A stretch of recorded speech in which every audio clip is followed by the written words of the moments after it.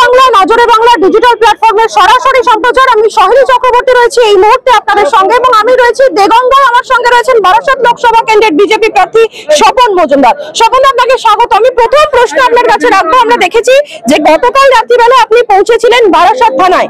আপনার বিরুদ্ধে যে চক্রান্তের অভিযোগ আপনি করছেন তার এগেইনস্টে সরাসরি বারাসাত থানায় বারাসাত লোকসভা কেন্দ্রের তৃণমূল কংগ্রেসের প্রার্থী ডক্টর কাকলি ঘোষ দস্তিদারের বিরুদ্ধে আপনি এফআইআর করেছেন।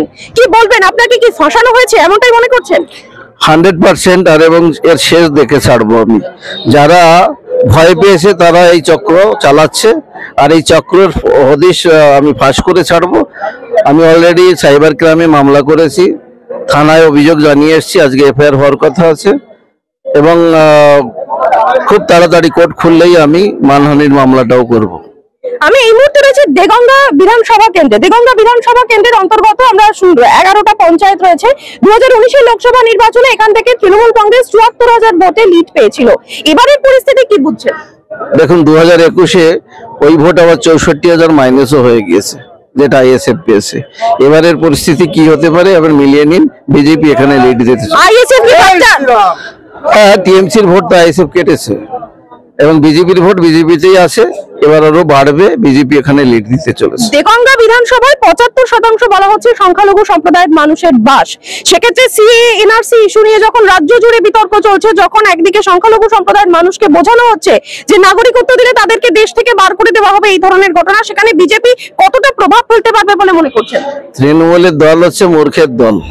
মূর্খরা জানে না সিএ বিলটা যে পাশ হয়েছে, আইন দেওয়ার আইন, মানে নাগরিকত্ব দেওয়ার আইন পাশ হয়েছে, এটা কেড়ে নেওয়ার জন্য নয়। সেটাই জানে না, অপপ্রচার করছে। মুসলিম ভাই বোনেরা বুঝে গিয়েছে সেটা।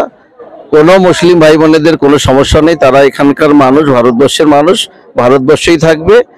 এই অপপ্রচারে কেউ কান দেবেন না। তৃণমূল কংগ্রেস এই নোংরা রাজনীতি করে দীর্ঘ 15 বছর ক্ষমতায় টিকে থেকেছে, আর তাদের এই বাংলার মানুষ মেনে নিচ্ছে না। এই লুটের সরকার, এই খুনের সরকার, এই ধর্ষণের সরকার, এই কাটমানির সরকার, এই সন্ত্রাসের সরকারকে বাংলা থেকে, দেগঙ্গা থেকে, বারাসাত থেকে এবার মানুষ বিদায় দেবে। স্পেসিফিক একটা প্রশ্ন রাখবো, 3 বারের জয়ী সাংসদ ডক্টর কাকলি ঘোষ দস্তিদার, সেখানে আপনি 2024 লোকসভা নির্বাচনে লড়ছেন এবং দাবি করছেন আপনি লিডে জিতবেন, সর্বোচ্চ ভোট পাবেন। ঠিক কি এজেন্ডা নিয়ে মানুষের কাছে পৌঁছচ্ছেন? এখন 3 বার জিতেছিলেন, খুব ভালো কথা, উন্নয়ন করা দরকার ছিল, কিন্তু 3 বারই দুঃখের কথা তিনি প্রতিশ্রুতি দিয়েছেন, শিলান্যাস করেছেন আর চুরি করেছেন। মানে যেটা করবেন বলেছেন সেটা না করে সেটা চুরি করে নিজের পকেটে ঢুকিয়েছেন।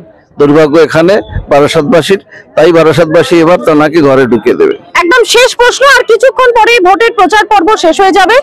এতদিন ধরে প্রচার করলেন, শেষ দফা নির্বাচনের আগে পরিস্থিতি কি বুঝছেন? জয় সম্পর্কে কতটা আশাবাদী? আমরা 100 নয় 1000% আশাবাদী। বাকিটা ভোটের বল, বাকিটা গত পরশুদিন নরেন্দ্র মোদীর সভা বলে দিয়েছে। ধন্যবাদ।